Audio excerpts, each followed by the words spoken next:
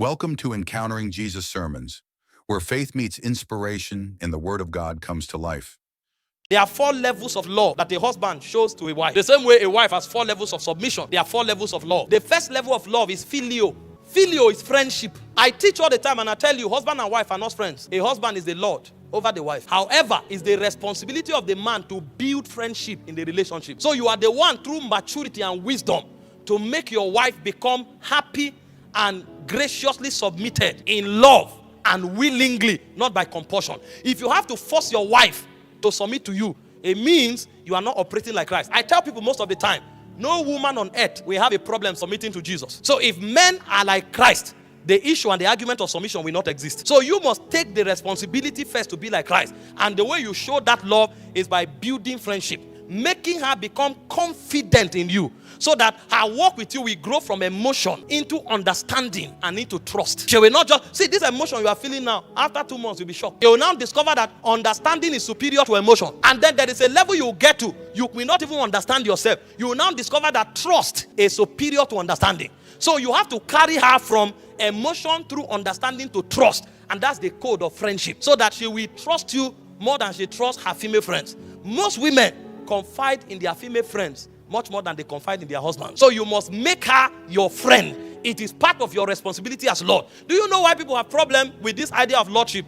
Because the lordship men have shown over the years is the lordship of the first Adam, not the lordship of the last Adam.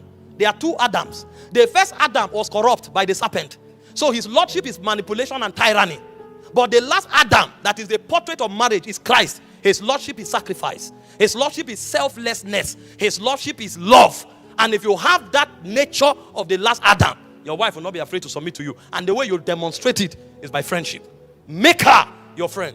If you need to buy her gifts, if you need to take her out for retreat, if you need to take her out on holiday, if you need to apologize when there is challenge, if you need to support her to cook and wash plate, do it. Oga, this is not the Doma. This is church. Before you come, I say, where we come from? Men don't wash plate. Which men? What have they achieved?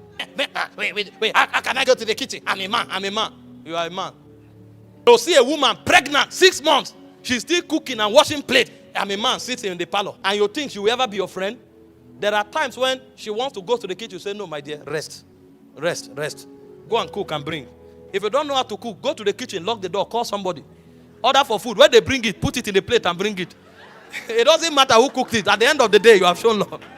You know how it works? When she eats it, she will say, no, you can't cook like this. You say, relax. I've learned a lot of things. You didn't say I've learned how to cook. I've learned what? A lot of things. Even if she discover you bought it. See, women are lovely people. She will be so happy that you took the pain and the sacrifice to do all of this to make her happy. That is somebody who has cooked for you for a whole year. You do it once, she will be so grateful that you took the pain to do this for her. You will see that the atmosphere of love will break in your house. All the tension is not necessary. It will affect your inspiration. So the time that you should be hearing the voice of God, you are trying to show you are a man. And before you know, 5 years has passed, you have not made progress. Build friendship. Number 2 level of love is called eros. It's romantic attraction. Listen, let your wife be attracted to you and be attracted to your wife. It is outside marriage that romance is forbidden. In marriage, it's a legal requirement. In fact, it's a responsibility. So it's not that I'm not feeling like, no, there's nothing like I'm not feeling like. It's a responsibility. It will be wrong for your wife to be romantically starved. It means you are an irresponsible man. So create atmospheres that releases affection. And by all means, let your wife be happy and always attracted towards you. Okay, sometimes cut your hair, dress well. Appear like the prince that you are. It's important. Show care, extraordinary care. There are times when me and my wife want to go somewhere. After she is close to entering the car, I will run and open the door. She will look at me and say, politician. But she will smile till evening. Create those atmospheres. Very important. 3rd level of love is called storge. That's companionship. See, one of the things the devil uses against women is loneliness. Because they were created to be helpmeet. So naturally, a woman wants to stay around someone that gives her assurance. That's what her father did until she's getting married now. Her father is there and she's sure that any day, anytime she has an issue, she doesn't need to call. Her father will always be there. She needs to have that assurance of companionship. And not just now that you are married, even in old age, that you will not leave her for any woman, for any reason. That you stay with her because you love it and you want to. It's a level of love that you demonstrate. Listen, your wife should not be insecure around you. Deliberately want to talk to her. Deliberately find out what she's doing. Deliberately help her with the things she's doing, even if they seem to be the responsibility of the wife. Show her companionship. Sometimes go to the market with her. Sometimes go to the kitchen, stay there while she's cooking. Just show her that you are there. Sometimes take her to the salon. Wait, let her make her hair.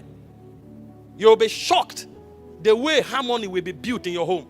See, men make their lives difficult by unnecessary sophistication.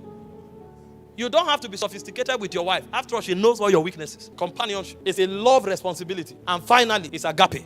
Agape is sacrifice. At all points, if you have to inconvenience yourself for her to be happy, do it with joy. That's why you called her. Do you know why you are called the husband?